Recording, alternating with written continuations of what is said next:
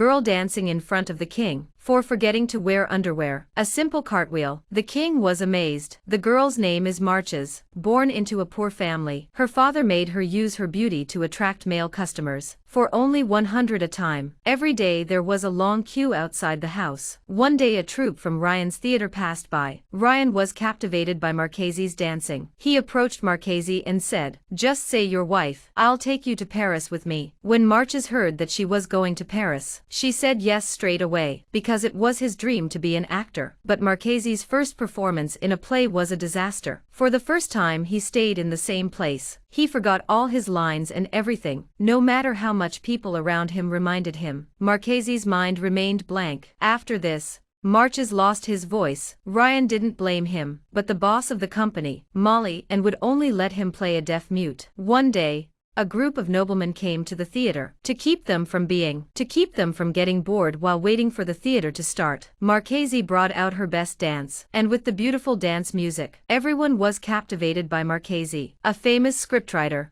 Leah, was in the audience. He was very impressed by March's dance. Even the Duke of Orleans was impressed. The Duke approached the troupe Maureen. He wanted Marches to choreograph a dance for the king's birthday. When Marches heard that he was going to dance for the king, he went to Maureen. He asked him to give him a part with lines, and offered herself to Maureen. But Maureen goes back on her word. Marchese ran out of the theater and tried to die. That's when Leah found him. Leah told Marches that it was useless to complain. Threatening his life won't impress anyone, only by taking the opportunity to win their approval. The only way to earn respect is to take a chance on them. Marches understood. When he returned, he put on his dress, but in his haste, he forgot to put on his underwear. A simple cartwheel. The king was amazed. He was captivated by the beauty of March's dance. The king was very impressed with her performance. At the end of the day, Marches was offered the lead role in the troupe. The king asked them to play a tragedy from Leah's play, but the company had always been a comedy act. It was a bit of a letdown to suddenly play a tragedy, but Marches saw it as her chance. On this day Leah taught Marchese how to act by hand. A flirtatious line and action. Ryan saw it all. Ryan thought his wife had fallen in love with him. Then Leah asked Marchese to come to his house for a secret training session. Marquise knew what he was up to, but eventually went anyway. Just as Leah tried to get him, Marches refused his request. On this day, Molly and wanted to add a dance to Lee's play, and Leah was furious. He would not allow anyone to change his script. The two had a terrible fight. In the end, the two companies broke up, and Leah was not a nice person either. He knew that Ryan liked chocolate. He found a woman who made chocolate. He was going to put the poison in the chocolate, so that Marchese could be with him naturally. But before the chocolate could be delivered, Ryan suddenly fell seriously ill. He found Leah. He was about to entrust his wife, Marches, to him. In the end, Ryan died on stage. He had been a comedian all his life. At the end of his life, he was still entertaining audiences. With the loss of Ryan, brought Marches and Leah together. Leah also wrote a tragic play for Marches. A few days later, the first tragedy starring Marches began. This time the king will be watching. Marches was very nervous, but the moment she got on stage, all his nerves were gone. Perhaps he was born for the stage. At the end of the show, everyone was clapping for him. Marchese won the respect of everyone. He became a famous Parisian stage actor. He was a hit. On the other hand, Maureen's plays went unseen. Even the theater was sold to cover his debts. He didn't know what to do. He has to use alcohol to numb himself every day. When Marchese learns of Maureen's plight, Marchese approaches him. He wanted to help him get back on his feet, because he knew that drama and tragedy could be combined. And Maureen's comedy was the best in the world. No one could match his comedy. He took Maureen to the king. He wanted the king to buy back Maureen's theater. The king brought the subject to Leah. He said that Leah had tried to poison the chocolate, and then poisoned your ex-husband, Ryan. Marchese was shocked at the news, but Leah was a great actress. A few sweet words and she's off the hook. The king agreed. The king agreed, and no more chasing after the old days. Later, March's theater became more and more popular. She became the hottest actress in Paris. Marchese's success. Mary,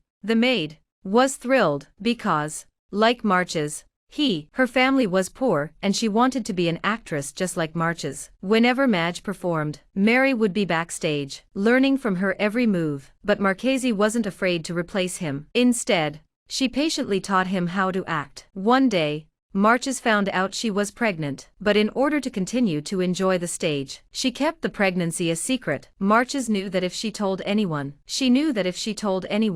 she wouldn't be able to go on stage for at least a year. Marches approached Leah. She made him promise that if she couldn't perform again, that he would not find anyone else to replace her own play. Leah agreed without even thinking about it. On the day of the play, Marches performed as normal, but she unexpectedly collapsed. The staff here wanted to find Marches' understudy, only to learn that Madge had no understudy. And that's when Mary came forward. But Leah had promised Marchese no one else could replace the script that belonged to Madge. But under a lot of pressure, Leah nodded and agreed. In the end, Mary stepped up to the stage. With every move that Marches made, every word, even the look on her face, was exactly the same. Mary was applauded by everyone on stage. Leah was also amazed by Mary's performance. A few days later, Marchese woke up. She found herself in the care of Maureen. Maureen told her about the events of the last few days.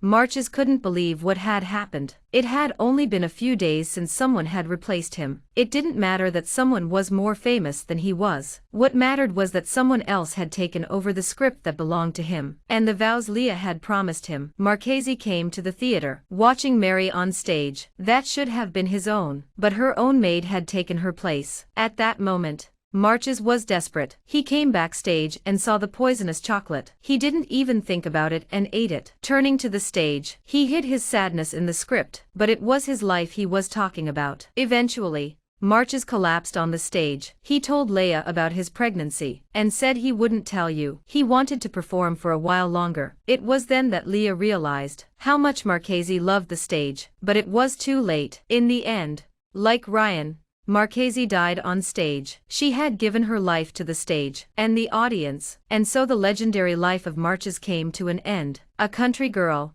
Marches was destined to be a shining star. Born into the poor underclass, a vulgar dancing girl, with her seductive body, with her sexy dance, she attracted many men, until he meets the troupe Ryan. He was the one who helped Marchese make her way into high society. He gave her the start of her artistic life. Marches was Ryan's favorite woman, and the man she loves most, Leah. He loved and hated him. When he swallowed the poisoned chocolate, he looked as if he'd never known that poison could kill.